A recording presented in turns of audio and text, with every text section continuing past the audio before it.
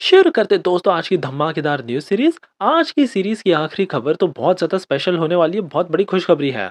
आपको बता दें कि अब डीआरडीओ आईआईटी दिल्ली इन दोनों ने मिलकर बहुत ही lightweight bulletproof jacket तैयार कर लिया है। फिर बड़ी खबर आ रही है इंडियन आर्मी की तरफ से, ये एआई ऑटोनोमस सिस्टम डेवलप कर रहे हैं। क्या ये खास बात होगी? चाइना क्यों परेशान है, आगे हम डिस्कस करेंगे। वियतनाम, मलेशिया, ब्रूनेई, अब तो इन तीनों देशों ने इंटरेस्ट दिखा दिया है भारत की ब्रह्मोस मिसाइल को खरीदने के लिए।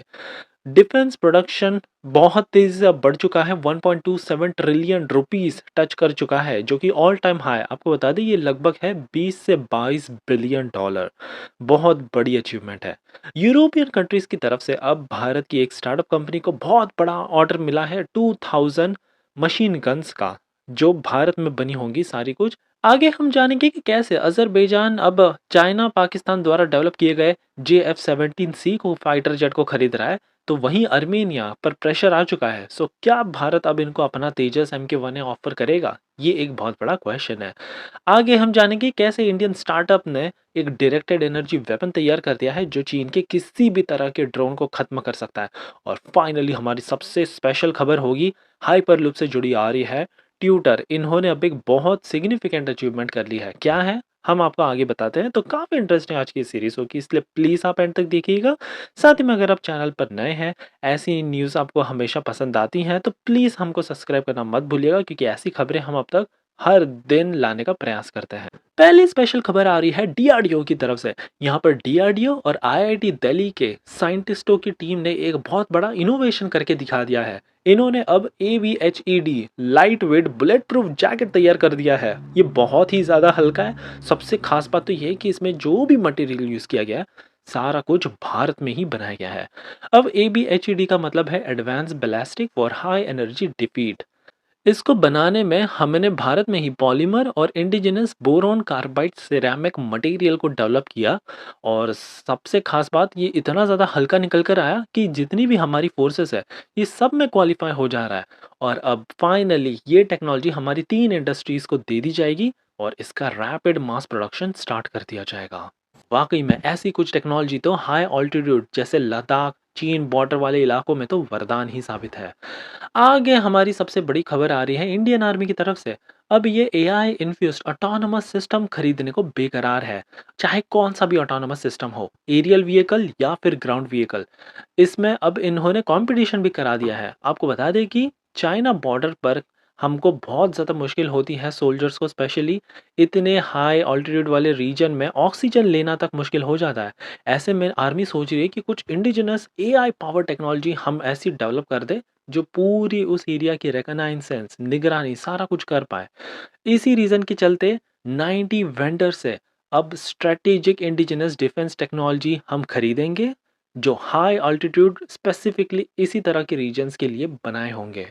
आर्मी का कहना है कि वो अनमैन्ड एरियल व्हीकल के अलावा ग्राउंड व्हीकल, इनफैक्ट वो ड्रोन ए थॉन 2, जो कि इंडियन आर्मी रिसेंटली इसको बना रही है, ये भी अब जल्द ही डिप्लॉय कर दिया जाएगा लद्दाख के इलाकों में। और क्योंकि कोई भी टेक्नोलॉजी हम ज़्यादा बाहर से नहीं मंगा रहे इस काम के लिए, सारा कुछ भारत में ही डेवलप किया जाएगा, तो भारत की डिफेंस मैन्युफैक्चरिंग इससे तेज़ी से बूस्ट होगी।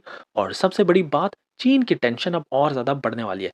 खैर, चीन के टेंशन से याद आया कि इनको और बड़ा टेंशन देने के लिए वियतनाम, मलेशिया, ब्रुनेई, ये तीनों ने अब इंटरेस्ट दिखा दिया है कि भारत से इनको अब ब्रह्मोस मिसाइल चाहिए, लेकिन स्पेशल वाली चाहिए, शोर बेस्ड एंटी शिप मिसाइल। आपको बता दें कि इस वाली ब्रह्मोस मिसाइल वेरिएंट की कैपेबिलिटी इतनी ज़्यादा स्पेशल है कि ये सुपरसोनिक स्पीड में विद हाई प्रिसिशन वर्सिलिटी के साथ किसी भी शिप या फिर किसी भी वाटर ऑब्जेक्ट को ये डिस्ट्रॉय कर सकती है चुटकियों में। फिलीपींस ने ऑलरेडी इस तरह के सिस्टम को बाय किया है साउथ चाइना सी में चाइना के एग्रेशन को काबू में पाने के लिए। और अब फाइनली ब्रूनेई, वियतनाम, मलेशिया, इन्होंने भी बहुत ज़्यादा इंटरेस्ट जताया है और ये भी मांगने लग चुके हैं भारत से। सोर्सेज का मानना है कि तीनों ही कंट्रीज के साथ डील फाइनलाइज होने वाली है जल्द ही। और क्योंकि ये तीनों ही कंट्रीज एक्टिवली सीख कर रहे हैं कुछ ऐसी टेक्नोलॉजी एक्वायर करने के लिए जो काफ़ी ज़्यादा एडवांस हो, डिफेंस कैपेबिलिटी, और स्पेशली इनके मरीन इंटरेस्ट में इन्हें ऐसी ही कुछ टेक्नोलॉजी चाहिए थी। तो भारत के लिए तो ये एक बहुत बड़ा फ्लैगशिप प्रोजेक्ट निकल कर आया है। हमारी अगली खबर अब डिफेंस प्रोडक्शन से ही आ रही है। हमने तो रिकॉर्ड कर दिया है, भारत में all time high defence production हुआ है, लगभग $20 बिलियन के मार्क को हमने क्रॉस कर दिया है पहली बार। आपको बता दें कि कभी भारत ने इस तरह के टारगेट को अचीव नहीं किया था। इनफैक्ट एक्सपोर्ट डेटा के मुताबिक भी 2023-24 फाइनेंशियल ईयर में हमने 21,000 करोड़ रुपीस के डिफेंस प्रोडक्ट एक्सपोर्ट किए थे, और अब 5 साल में ये डबल से भी ज़्यादा होने वाला है, 50,000 करोड़ रुपीस का। सो वाकई में भारत के अब काफ़ी एम्बिशियस टारगेट हो चुके हैं, और तेज़ी से हम एक पूरी तरह से ग्लोबल डिफेंस मैन्युफैक्चरिंग हब भी बनते जा रहे हैं। हमारी अगली खबर भारत की एक कानपुर बेस्ड आर्म्स फैक्ट्री से आ रही है, और इनको तो एक बहुत बड़ा यूरोप से ऑर्डर मिल गया है। आपको बता दें कि इनको 2000 मीडियम मशीन गन्स, एमएमजीज जिन्हें कहा जाता है, तो यूरोप के कई तमाम customers in small arm factory Kanpur इनको रीच आउट किया, और इनसे भारत में ही बने ये मीडियम मशीन गन्स मांगने लग गए। इनफैक्ट एसएएफ कानपुर के एक जनरल मैनेजर सुरेंद्र पाटिल यादव जी ने खुद कंफर्म भी किया कि यूरोप के कस्टमर्स को कई तमाम कस्टमाइज्ड वेपन्स चाहिए, तो इनकी सारी रिक्वायरमेंट्स को हम मीट कर पाएंगे, और ये सारा कुछ अब भारत से ही एक्सपोर्ट किया जाएगा। वर्ल्ड क्लास वेपनरी है, इसकी सारी कुछ यूरोपियन स्टैंडर्ड से टेस्टिंग की गई है। हमारी अगली खबर अजरबैजान से आ रही है। इन्होंने हाल ही में अब चीन पाकिस्तान द्वारा डेवलप किए JF-17C फाइटर जेट्स को खरीदा है, और अब अर्मेनिया पर बहुत बड़ा प्रेशर आ पड़ा है। आपको बता दें कि अर्मेनिया भारत का बहुत अच्छा दोस्त है, और अब लग रहा है कि अर्मेनिया को फाइटर जेट्स चाहिए, क्योंकि इनके पास ज़्यादा फाइटर जेट्स है भी नहीं, बस 4 सुखोई 30SM है और 16 सुखोई Su-25 एयरक्राफ्ट है बस। लेकिन अब भारत इनको एक बहुत बड़ा वरदान दे सकता है। अगर भारत इनको LCA तेजस MK-1A फाइटर जेट का ऑफर देता है, तो इनके लिए एक बहुत बड़ी मुश्किल की समस्या भारत सॉल्व कर सकता है, क्योंकि सबसे पहले तो ये सिंगल इंजन फाइटर जेट है, ट्रेन करना बहुत ईजी है, मेंटेनेंस करना भी ईजी है, लाइट वेट फाइटर जेट है, काफ़ी केपेबल है, एवियोनिक्स, वेपन सिस्टम सब कुछ ट्रायल एंड टेस्टेड है, भारत का one of the best fighter jet ये आज के समय में है। सो अगर इनको अजरबैजान के एग्रेशन को कंट्रोल करना है, तो मोस्ट प्रोबेबली इनको भारत के तेजस फाइटर जेट खरीदने चाहिए एट दिस पॉइंट। और फाइनली हमारी आखिरी खबर आ रही है भारत के हाइपरलूप प्रोजेक्ट से। आपको बता दें कि IIT मद्रास की टीम ट्यूटर, जो कि एक डीप टेक स्टार्टअप है, इनको बहुत बड़ी सक्सेस मिली है linear induction motor prototype technology में, और अब ये रिगरसली टेस्टिंग टेस्ट ट्रैक भी डेवलप करने लग चुके हैं।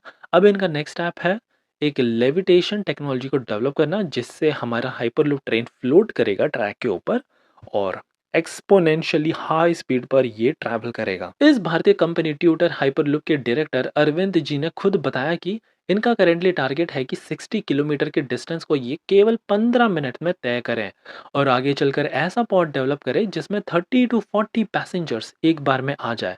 इसमें सामान से लेके पैसेंजर्स, फिर माइनिंग में भी ये बहुत बड़ा सक्सेस, बहुत बड़ा हिट होगा हमारे इकोलॉजिकली सेंसिटिव एरियाज में ऑपरेट करने के लिए। भारतीय सरकार, प्राइवेट कंपनीज, कई तमाम संस्थाएं इनको पूरा सपोर्ट दे रही है, क्योंकि ये बहुत बड़ी रेवोल्यूशनरी टेक्नोलॉजी है। हमारी कई तमाम कंपनीज L&T, ArcelorMittal, फिर डसॉल्ट, इन्होंने तो बढ़ चढ़कर हिस्सा लिया है और अपना सारा कंट्रीब्यूशन दिया है। जो कुछ भी स्टील दे सकते थे तो इन्होंने वो भी दिया इस कंपनी को, ताकि भारत ऐसी कुछ दमदार टेक्नोलॉजी अपनी मिट्टी पर डेवलप कर सके। सो ये थी हमारी आज की धमाकेदार न्यूज़ सीरीज।